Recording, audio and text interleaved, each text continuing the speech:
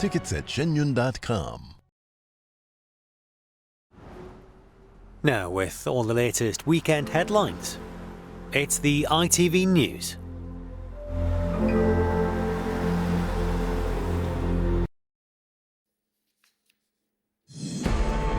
Rush on the roads. Millions make their journeys ahead of Christmas.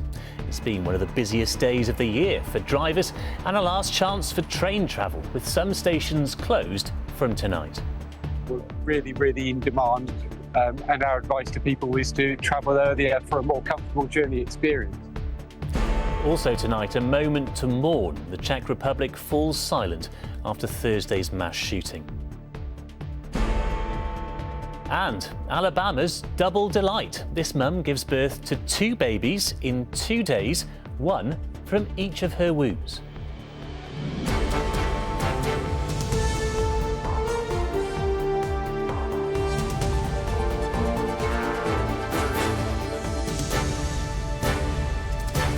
This is ITV News with Paul Brand. Good evening. It's been one of the busiest days of the year on Britain's roads and railways as millions make their last dash before Christmas. The AA estimates more than 16 million car journeys would have taken place by the end of today, with extra congestion also caused by Christmas shoppers and football fans. And adding to the urgency, engineering work begins tomorrow on several train lines, with some stations closed from this evening. Rebecca Barry has the latest. This is why people were warned to set off in the early hours or to leave it until late at night. A combination of visiting families, football matches and last-minute shopping. The perfect recipe for Christmas excess. In this case, traffic. This is our final stop for a cup of tea and the toilet, of course, before we hit the Blackwall Tunnel, which is a nightmare.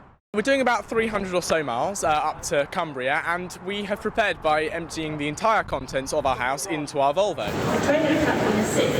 Even travellers avoiding the roads have been blighted by delays on the rail network. There is nothing I can do, just be patient. I've got provisions and boiled eggs and water. Just hopefully everything will be all right. It's Christmas. Today is the last chance to get a train directly in or out of London's King's Cross and Paddington, with both stations closed from tomorrow. So please do avoid travelling on those days if you can. If you do need to travel, there will be connecting services. And for those trying to go further afield, trains to France still feeling the strain from last week's strike. Here at London St Pancras, Eurostar is putting on 2 extra trains a day between London and Paris to help people whose trains were cancelled. But that won't make up for the stress and heartache already caused to tens of thousands of people this Christmas. High streets are also jam-packed with last-minute shoppers. Today is one of the most important shopping days of the entire year, along with tomorrow, that last weekend before Christmas. We expect this will probably be one of the busiest days for footfall of the year, and hopefully spending too. And to add to the festive cheer, high winds and heavy rain in the coming days could cause even more travel problems. Rebecca Barry, ITV News. The Czech Republic came to a standstill at midday today as people observed a minute's silence to one of the victims of the country's worst mass killing in living memory. Politicians spoke of the enormous horror that haunts the nation following the shooting at a university in Prague on Thursday. Alex Isat has more. A moment of silence, honouring those killed in the Czech capital on Thursday. Across the country, the nation mourns. 14 lost their lives and dozens were injured in a shooting at Prague's Charles University. We're still experiencing enormous horror, and that's incomparable to what the victims must be experiencing, both what they were experiencing at the time of the attack and what their loved ones or those who were injured are experiencing today. 24-year-old David Kozak was a student at the university. On the morning of the shootings, he's thought to have killed his father before heading to the university arts department, where his victims were students and teachers. Kozak killed himself when cornered. Police are slowly releasing the names of his victims. Mass was held across the country. At St. Peter's Cathedral, the Archbishop of Prague led prayers for the victims and their families, as well as those still fighting for their lives. He also questioned what could have led to such an act. The event that has happened to us took our breath away and left us with a multitude of questions that scream into the empty silence of our hearts, and we find no answers, nor will I attempt a human explanation. As police continue moving forward in their search for a motive, the rest of the nation has stood still to remember those lives lost. Alex Isat, ITV News. Witnesses in Gaza say an Israeli airstrike has hit a residential building in a refugee camp, killing at least 30 people. A local journalist and 7 members of his family were reported to be among the dead. Meanwhile, the Israeli military has released footage of its troops destroying tunnels and buildings it says were used by Hamas. Here, a mother has appeared at Leeds Magistrates Court charged with the murder of her baby. 5-month-old Evelyn McFarlane died shortly after she was found in a park in Leeds on Wednesday. 39-year-old Hayley McFarlane was remanded in custody.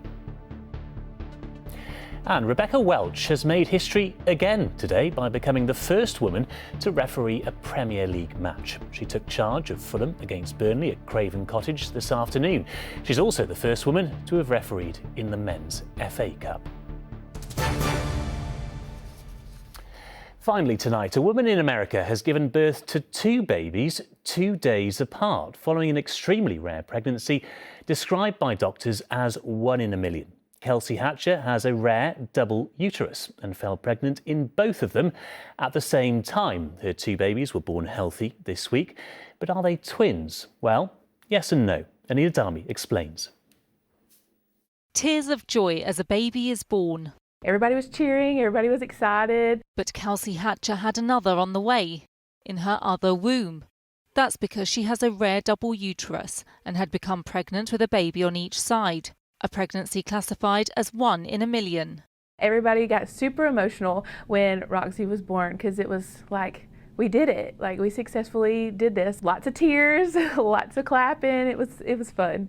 But then the reality hit that, okay, well, we have another one we've got to take care of too.